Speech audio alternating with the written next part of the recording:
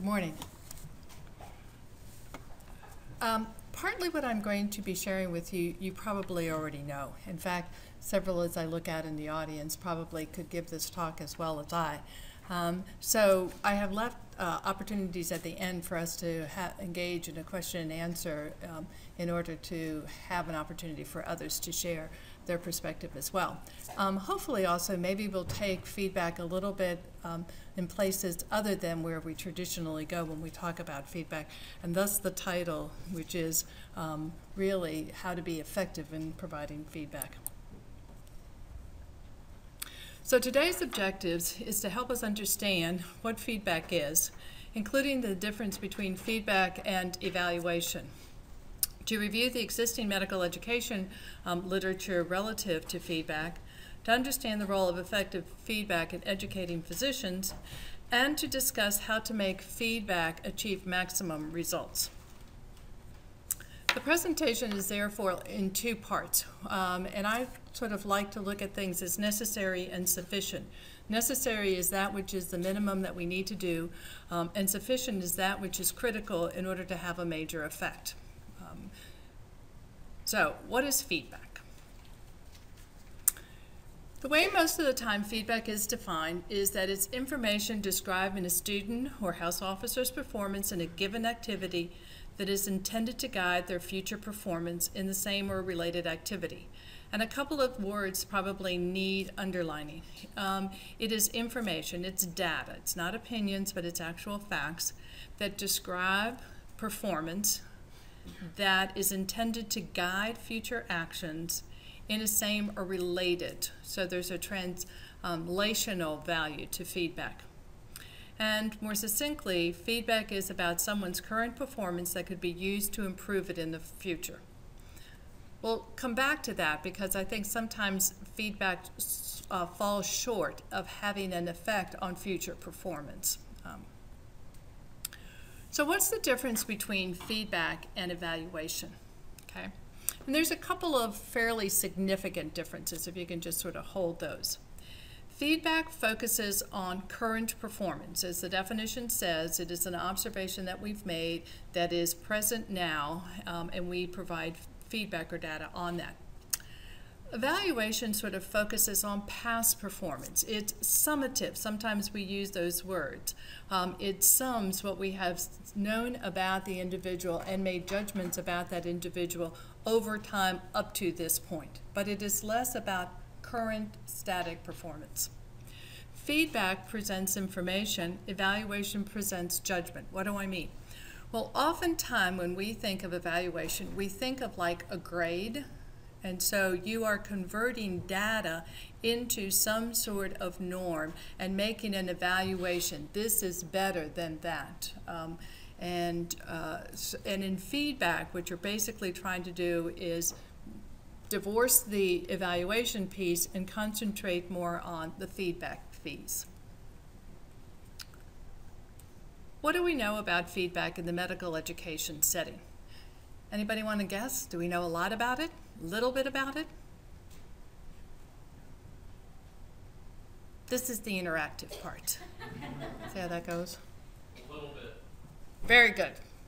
Okay, that's it. We don't know much. There have been very little studies, actually hard studies, that tell us about effective evaluation, feedback in the clinical setting. The preponderance of data on student perception of feedback. Okay? So what we know is how students like or dislike the amount or kind of feedback that they get. What we don't know is how much feedback actually has an effect on behavior. So that's kind of the next level of studies. Let me go through a couple of examples. In this study in 1995, 97 medical students were asked qualitative question, as a medical student in clinical clerkship here, what kind of feedback do you need for residents? As you all went through medical school and occasionally have been queried about feedback or evaluation, isn't this the type of question you normally ask? You know, looking back, what kind of feedback did you get? What was most helpful? What would have made feedback more effective for you? It's those qualitative perceptions that you have about feedback. in the study, which is insightful, it's not to be negated, but it does say that students usually desired feedback on two things: written communication skills and physical exam skills.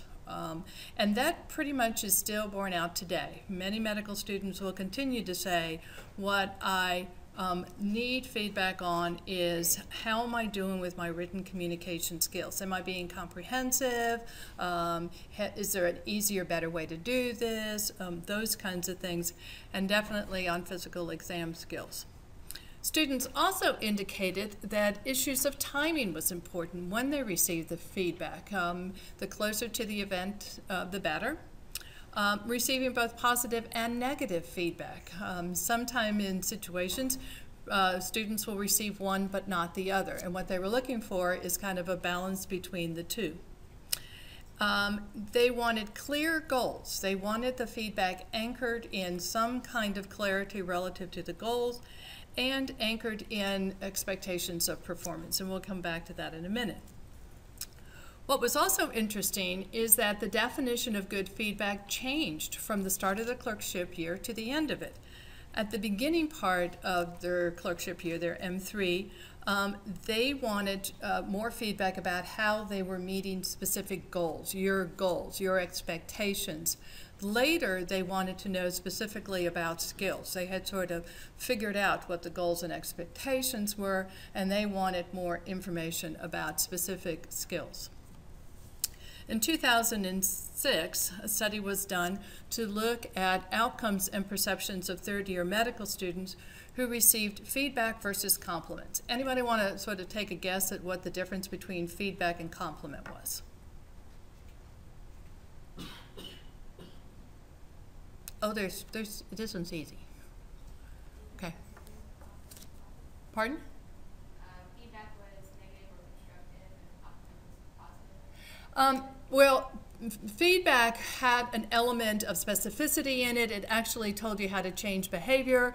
Compliment was, good job, attaboy, you know, those kinds of things. You did great, okay? And in this study, what they wanted to see was whether or not one or the other had a greater effect on outcome. And they looked at the task, and then they asked the students which one was better for you relative to this task. What do you think students liked better? Feedback or compliments? Yes, they really liked the compliments. When they got lots of compliments, they were very satisfied. It had very little effect on performance.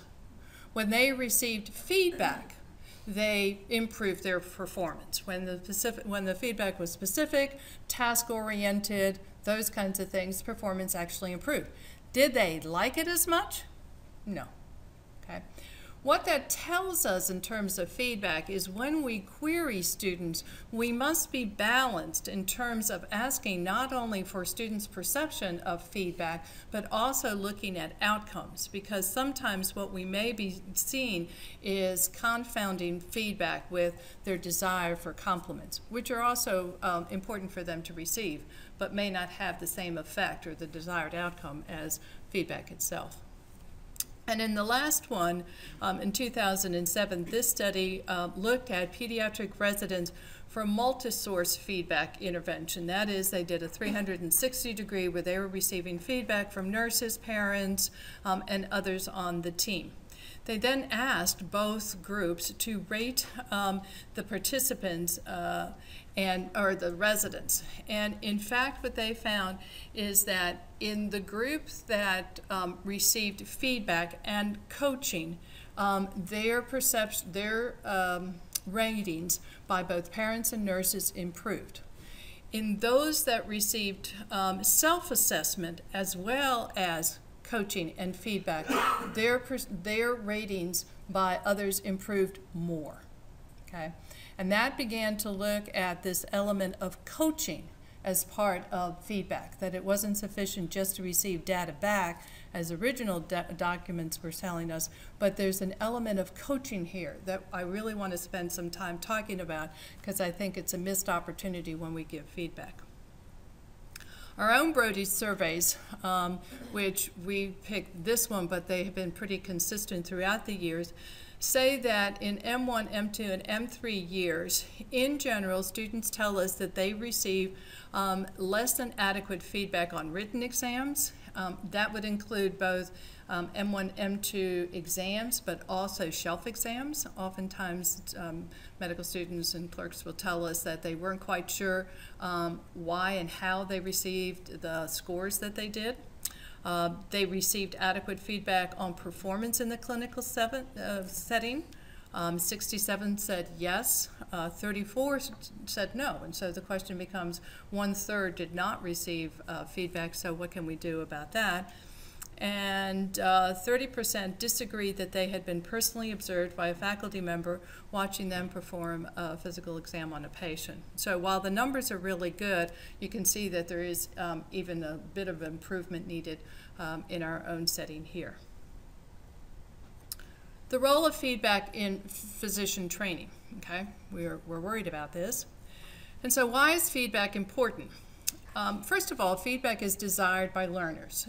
If there is no feedback, students and medical students and residents begin to see the absence of it as a negative piece of their learning. The LCME and the ACGME both require it. So for that reason alone, we should be concerned about providing feedback. In fact, the LCME says that each medical student shall be provided with formal feedback to allow sufficient time for remediation. This means feedback, as we have decided, not evaluation. Evaluation is summative. You can't do anything about it because it's all past. Feedback is present and future-oriented, so you can, in fact, do something about it and remediate. And incorporating formative evaluation feedback into daily practice is critical, according to most RRCs. Strangely enough, there's a curious phenomenon when we observe that students say they don't receive either enough or sufficient or appropriate feedback, and when we query faculty and residents relative to medical student feedback, they always say they've given enough. So somebody isn't receiving, although somebody is giving enough. And so the issue may be in the kind and nature of feedback given, that it may not be hitting the mark. And that's what I'd like to concentrate on in the remainder time that I have. So let's talk about giving feedback. What can you do that will help you to effectively give feedback, okay? And it comes down to these 5 issues. Expectation. What do we mean by that? That is that performance must be measured against well-established objectives.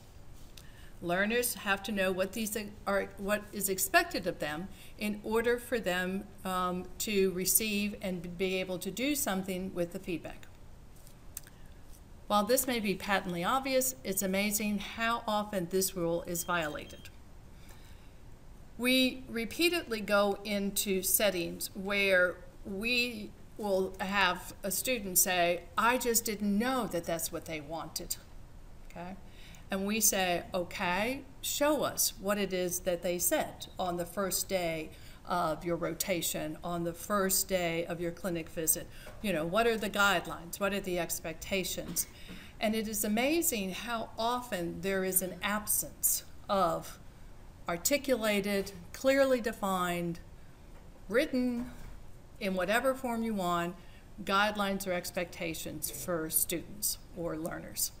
And that is the first piece that needs to be in place so people can actually have something to shoot towards.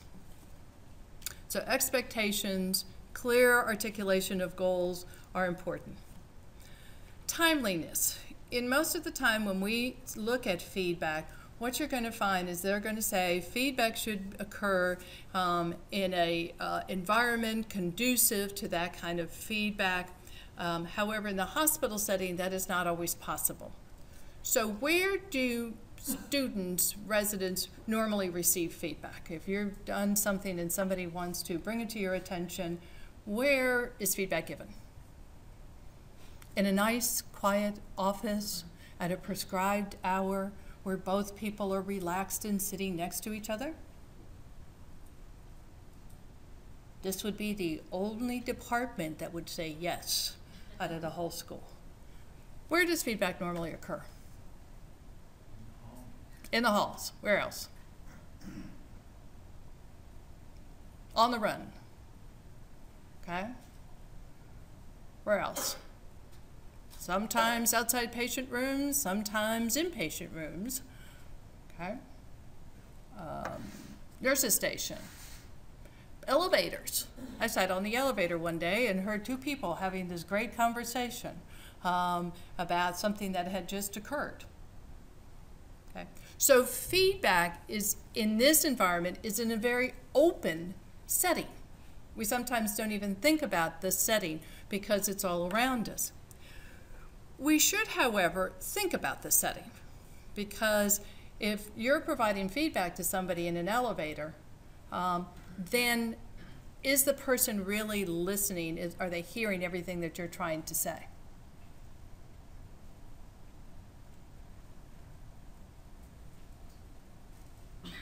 Are you listening when somebody is giving you feedback in an elevator or down the hall or in some other not conducive setting? No. Most of the time you're hearing it, but it gets filtered through so much other material that it really doesn't have the impact that you need it to have. Okay? At best, if you have to have spur-of-the-moment feedback, it is good to follow that up at some future time, maybe after rounds one day, or at a coffee, saying, hey, do you have 5 minutes, let's talk, where we can follow that feedback up with a little bit more formal impact setting. Specificity. This one is one of my favorites. You really need to limit feedback to what you have observed personally if you can, because observations are the currency of good feedback. Focus on specific behaviors, not on generalizations, and should deal with decisions and actions, not assumptions or interpretations. It is interesting when we actually sit down and have faculty craft feedback statements, how often the feedback is on intentions rather than observations.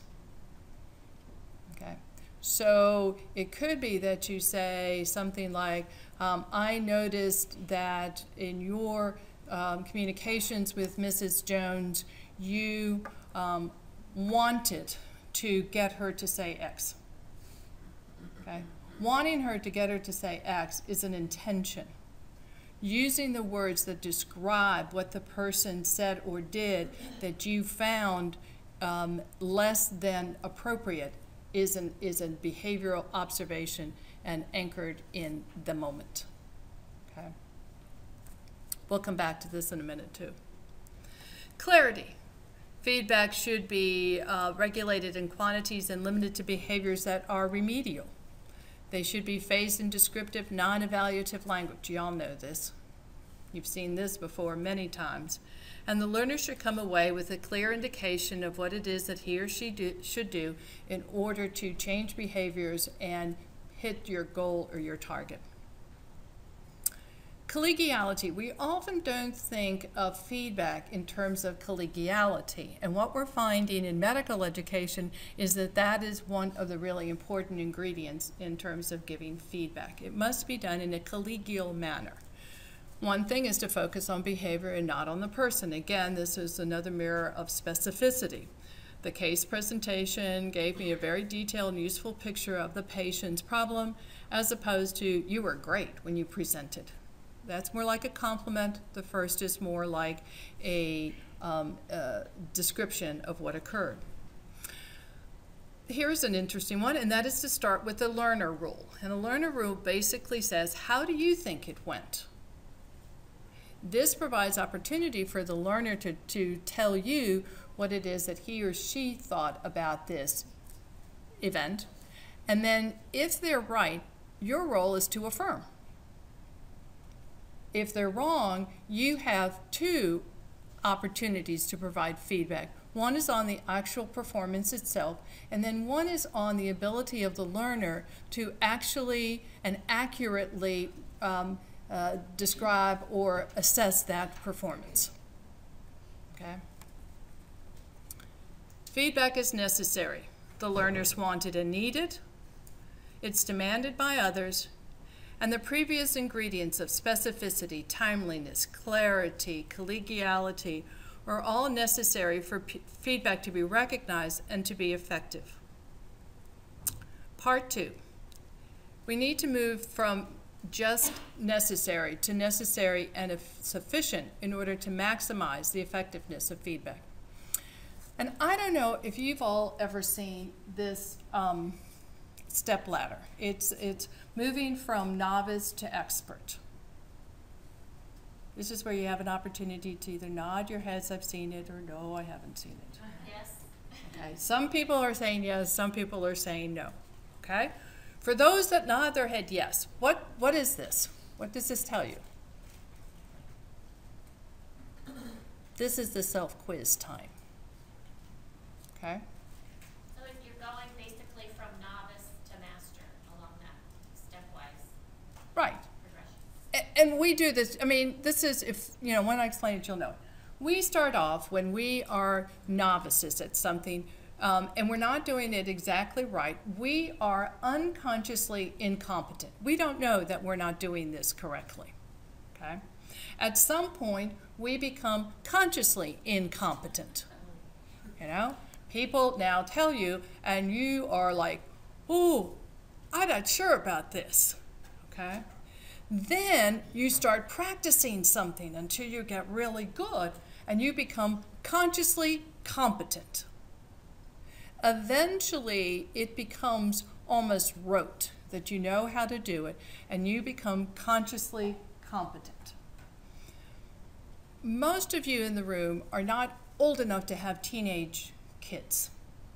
I had 5. So I taught them all to drive. Now, when they started driving, they didn't know they didn't know. They thought they knew how to drive. So they got in the car and it was like, bleh! You know, we just sort of took off. And so very quickly, they realized that they were consciously incompetent. And we had to go through every step of the driving technique. Eventually, they got consciously competent. And a few of them are in the consciously, unconsciously competent. They almost by rote can do this now. Most of us, when we drive, we do not think about the 100 steps it takes in order to put the key in and move the car. If you've taught a small child to tie a shoelace, that's kind of the classic example of this ladder. It's the same kind of thing. Our goal in providing feedback is to move learners from unconsciously incompetent to unconsciously competent, to 1 to 4. Most of the time, traditional feedback moves us from 1 to 2. Okay? It allows us to let somebody know that they have done something wrong and they need to correct it. And it might give them guidelines or instructions on how to do it right. But it does not mean that now being consciously incompetent means they're going to do it right. It means they're insecure. So how do we move learners from step 1 or 2 to step 4? Some of the newer literature on feedback coming out of education as opposed to medicine is telling us that really 3 new ingredients have to be put into the mix in order to help move from stages 1 to 4. One is a more dynamic interactional feedback. One is a new role for instructor and learner. And one is a different means of assessment. Now, I'll come back to say that in the old role of learner and instructor, the instructor knew what you were doing wrong and provided you with information on what you were doing wrong. And you, the learner, received that information and went forth and did something different. Okay? And that's the paradigm that's going to shift a little bit. Let's talk about interactional feedback. The reliance on static information passing from me to you will get us from stage 1 to 2, but will not get us to stage 4. In order for the learner to get from to stage 4, the process must be one in which feedback is interpreted, constructed, internalized, and has a significant influence on subsequent learning. Okay? That means there has to be opportunity in the feedback process for you to provide the space and context for the learner to begin interpreting what he or she just heard, analyzing what they just heard, constructing it, that is perhaps hypothesizing how they will do things differently in the future, and then internalizing it so that they can then translate it into the next environment or setting. How can you do that? Well, you can help the learner by clarifying what the expectations are. You didn't do X. What's the expectations relative to X? Okay. Providing feedback simultaneous with self-assessment, asking the learner, how do you think that went? Are you comfortable doing this? Why do you think that, why happened? In asking the learner to self-assess, you begin to force the learner to think about that behavior, and automatically begins the construction and internalization phase. When we jump in and tell the learner something, we basically block a lot of that internalization and self-assessment phase. And studies after studies have shown that when a learner can self-assess accurately, they can move themselves very quickly up to stage 4. Encourage dialogue regarding feedback. We see oftentimes that when providing feedback, people are very busy, and so what they're trying to do is they're trying to correct a situation as quickly as possible, hope it doesn't happen in the future, and then move on to the next fire. What feedback is saying is that even though you're in a hurry, providing even a little bit of dialogue will increase the likelihood that some of that internalization can occur. And there's more and more use of peer learning, and I'll come back to that in a minute. Let's talk a bit about the learner role. In traditional feedback, what do you expect the learner to do? You're providing them feedback that they have not done a procedure correctly, okay? So what's the typical scenario? I say, you do. Right, you listen and then do, okay?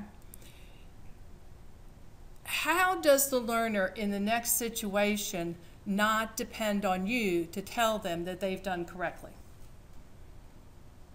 Because you were the holder of the knowledge that I did it wrong.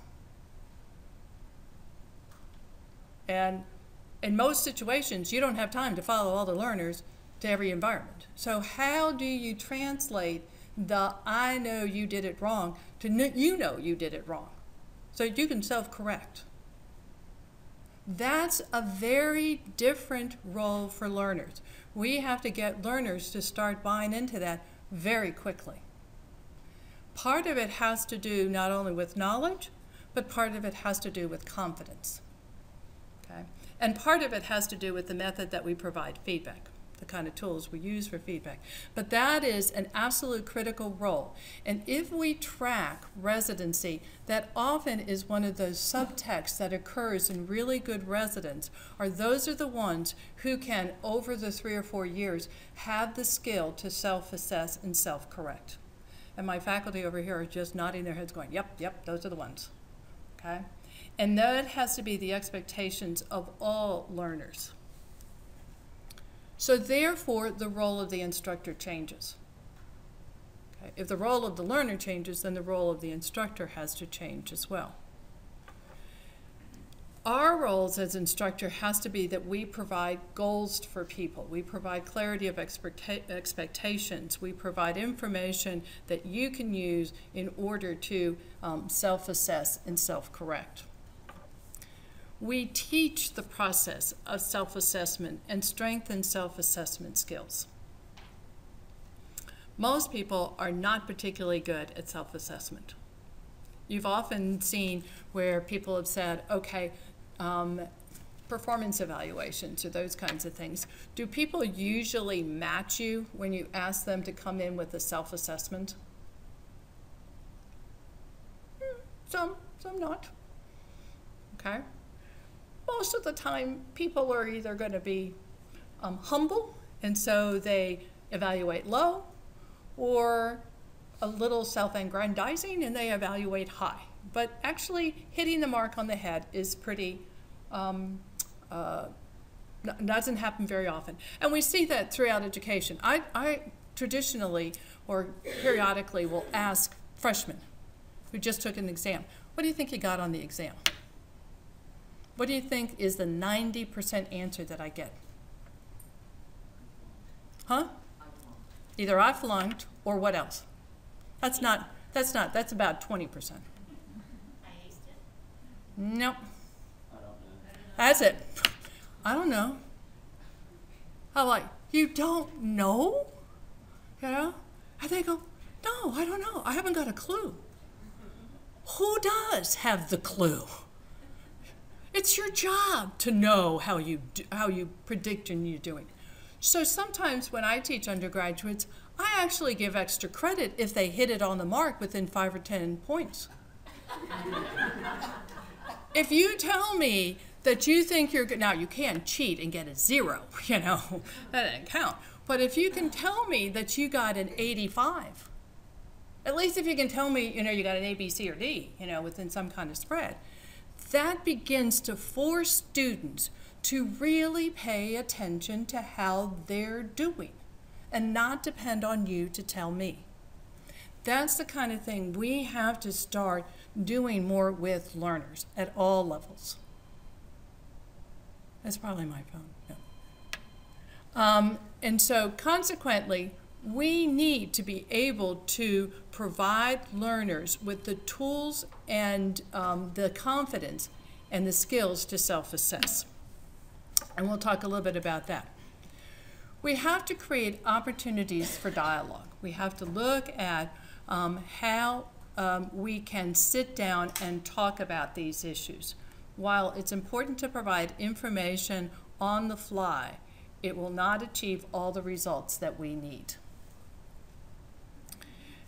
And you have to create opportunities for self-correcting learning. And there aren't many in and of themselves. So then part of the instructor's role is to create those opportunities, to create those environments, and to create that material, which is self-correcting. This requires somewhat a different method of self-assessment or assessment. To self-correct, the learner must know what is good performance, how current performance relates to good performance, and how to close the gap. So they have to know what those goals and expectations are, what is the standard over here. They have to know how they're doing, an accurate assessment, and then they have to know how they're going to create the gap. And some tools that might help are exemplar, rubrics, and peer assessments. Do you all use exemplars in your teaching? Anybody give me an example of an exemplar? What do you mean by exemplar? Okay, that says a lot. An exemplar is the gold standard of something. An example of what would constitute good. Perfect.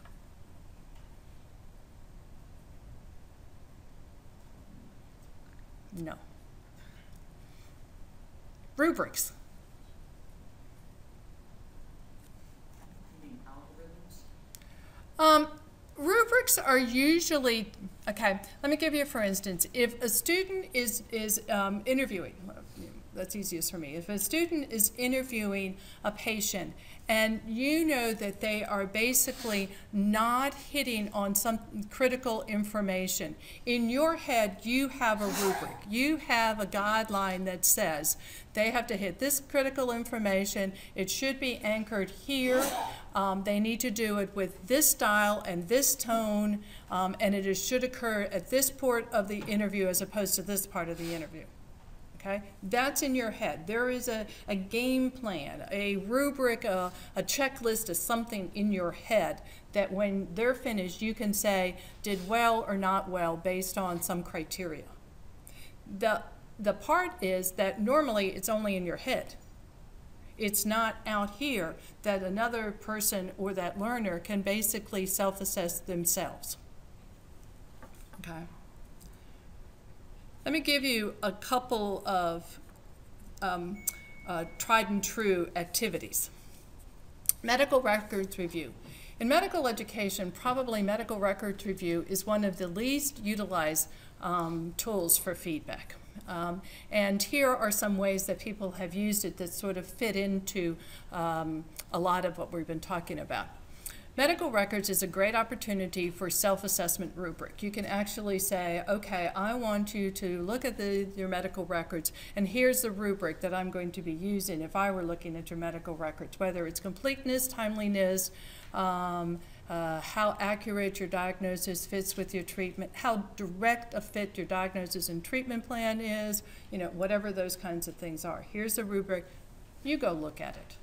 You take a panel of your patients, you know, 20 or 30 patients, you do the review, and you come back and tell me overall how well you do on your medical records.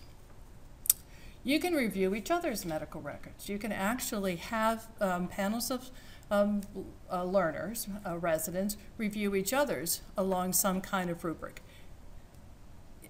We do it anyways. I used to do work with the North Carolina board for physicians who had licensing problems, and one of the things that we would have is physicians looking at each other's medical records to see how well they had how well they had provided standard of care. And so that is an accepted kind of peer review process, is looking at medical records. Learners can do that as well. Chart stimulated recall is not very often done. Does anybody know what that is, chart stimulated recall? We're doing some sessions this afternoon in class. Oh, good. So I won't steal the thunder. Okay, that is a great, great insight tool. Not very often done, but that's really good. Okay. Let me go back to this one. An example of, we had a department here for a while who was wanting to have its residents look at doing more medical records review, and so they set up a rubric, and the rubric went two different ways. The first time they went through the medical records, and it was view my own, view yours, so they worked in pairs. Would basically look around standard of care issues. The second time they reviewed it, same patient, different populations of patient panels. They looked at it around dimensions of race medicine. They wanted to see if there was any inherent treatment differences based on the ethnicity of the patient. Okay? So the rubric basically was both in terms of standard of care and in terms of other variables that might impact on care. I would review mine, you would review yours, and then we'd switch, and then we'd have a dialogue about what I found, what you found, and you would help me and I would help you. They found that at the end of 2 years when they did this, there was greater adherence to standard of care, and treatment across ethnic groups actually equalized. There had been variations, and they began to equalize. And there was very little intervention or feedback by the faculty. This was all resident to resident kind of thing. That's what we mean about the power of self-assessment and self-correction. And that behavior, those adherence to standards of care and those adherence to attention to discrepancies, carried on through the rest of the residencies. So it had translational value with other panels of patients as well. Simulations are an obvious selection for self-assessment. Most simulations have an opportunity to engage actively in the scenario and then to debrief the learning. And what medical education is trying to do is find more of those simulations and encounters. Portfolios. Many RRCs and the ACGME is looking to use more portfolios. I don't know if your residencies are looking to do that now or not. Medical education is. Medical education is looking at portfolios for medical students, and one of the things that allows you to do is to look at how much learning you have made in a reflective way to be able to assess your growth, and then begin to look at areas where improvements need to be made. And this can be, again, one of the things that you do yourself without somebody else having to provide you that information. Most portfolios do have a review panel that provide guidance on the portfolio creation, but more and more we're beginning to see that as a way of actually enabling students to learn how to self-assess and self-correct.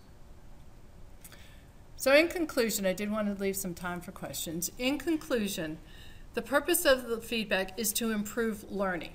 While we want to say that feedback helps to correct an immediate act, and it does so, that really is not feedback. That sort of falls into the arena of taking corrective action.